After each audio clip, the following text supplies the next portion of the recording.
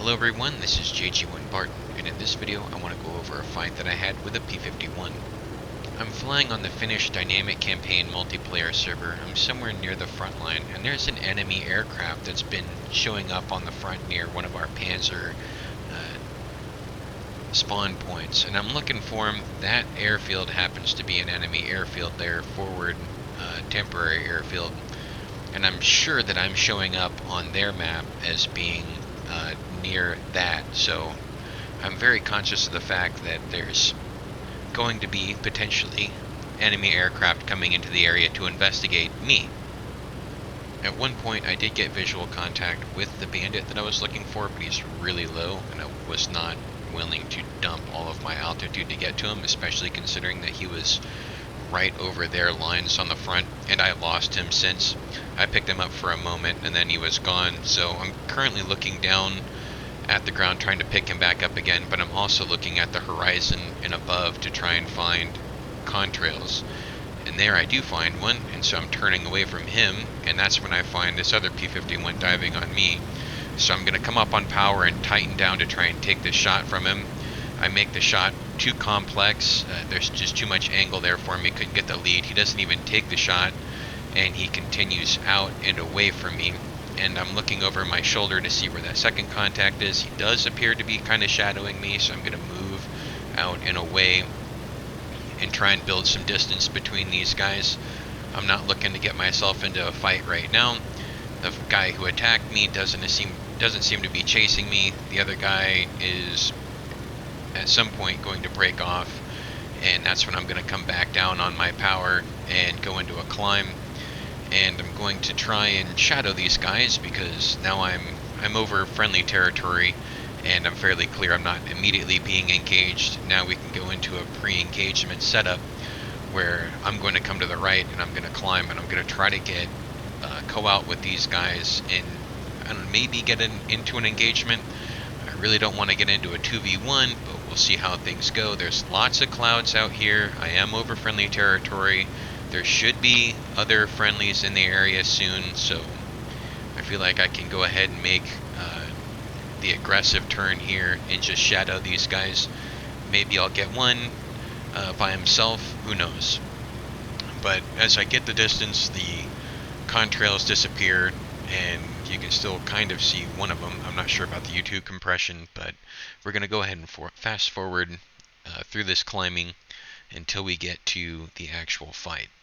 And as I'm climbing here, I'm starting to get way slow. I'm down at like 300 kilometers an hour, as you can see here, and I've pulled the engine back to continuous use so I don't burn the motor up. And as I come through this cloud here, I'm going to spot one of the P-51s that I had seen earlier, and we're going to start the fight. And I'm going to let this fight run through the first time without any commentary, and then I'll come back at the end of this and we'll make commentary and I'll break down that fight. But go ahead and see if you can see the three mistakes that this P-51 pilot made that swayed the end of this fight, or the result of this fight.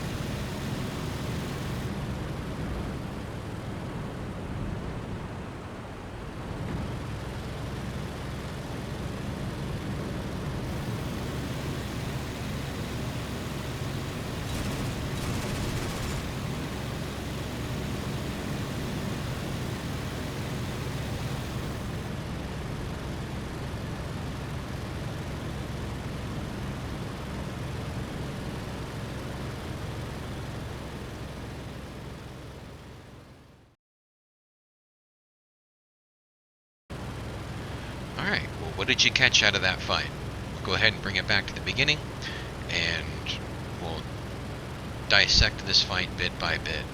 The first thing we have to know is that I have a low power setting and I have low airspeed because I'm in a climb still at this moment. When I catch this contact on the other side, now we're going to go ahead and stop and think about what assumptions that I'm operating on at this point.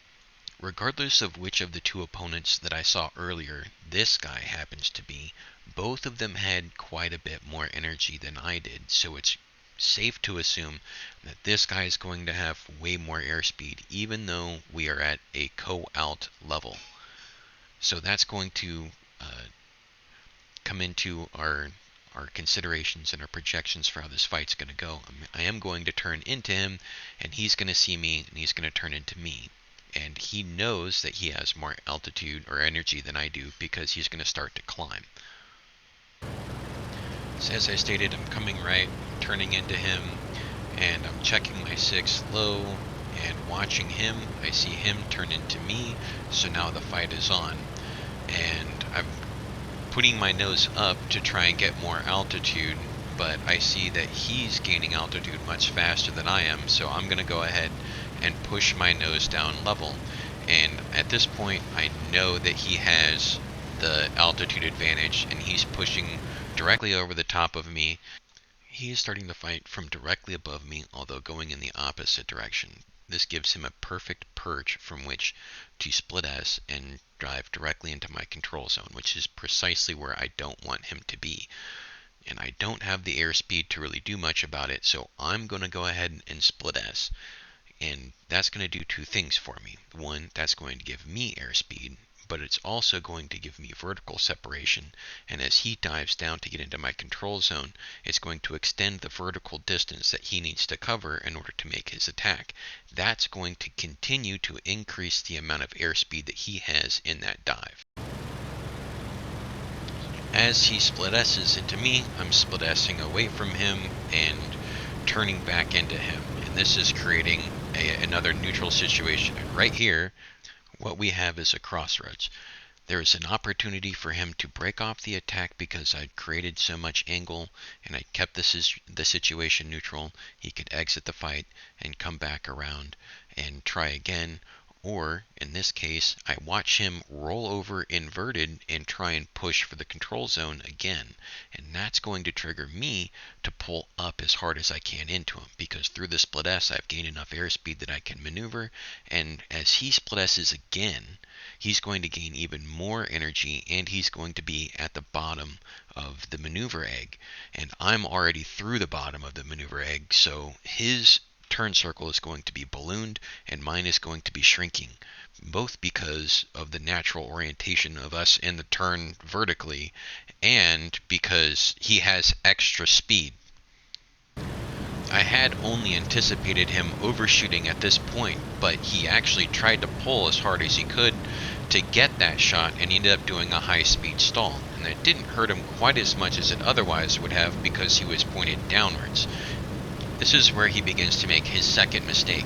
Instead of ditching out of this fight into the rate fight, where the P-51 has much better energy retention and the pilot has a G-suit so they can pull more high-speed maneuvers without blacking out over the 109 or any other pilot that they would face, he should have used his energy to ditch into the rate fight and just maneuver against me in high speed. Instead, he's going to pull back up and get into a turn fight.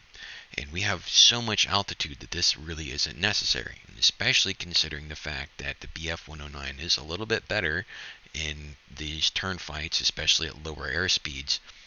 He's not fighting his fight. He's starting to fight my fight, and I like that. As he goes into the vertical and reverses back into me, I'm going to put my nose up and follow him because I want to keep it tight. When I see his nose come around, I'm going to continue to turn inside of his turn circle to take that shot away from him. And I don't want to pause because I don't want to lose any angles in this fight. As I see him come back up, I know that he's fighting my fight, and I'm very happy about this because all I have to do is keep this speed a little bit lower than his, and allow myself to roll right in on his 6. At this point, I'm pushing for the control zone. Here I notice that I've overshot because now I'm out in front of his 3-9 line, whereas before I was behind him. So at this point, I'm going to reduce my throttle and induce a little bit of a slide and pull a little bit harder on this joystick to try and get more angle of attack and slow my aircraft down. And as he rolls into the vertical again, I'm going to allow him to just spit himself out right in front of me and then slide back in on his 6. As we come through the cloud, I'm following him. There's still low contrails, and at this point, this is the nail in the coffin. I'm going full throttle. I'm coming in for the kill. This guy should have put his nose down and ran for it, but instead he's actually dropped his flaps and he's trying to keep his nose up. He should be completely defenseless or defensive at this point and putting his nose as far down as he can and getting as much speed and trying to run for it. Instead, he's continuing to put his nose up and he's trying to fight me in a maneuver fight, and it's not going to work out for him at all. At this point, he really doesn't have enough energy to stay flying, let alone fighting. And I pull him into the HUD, get a hit.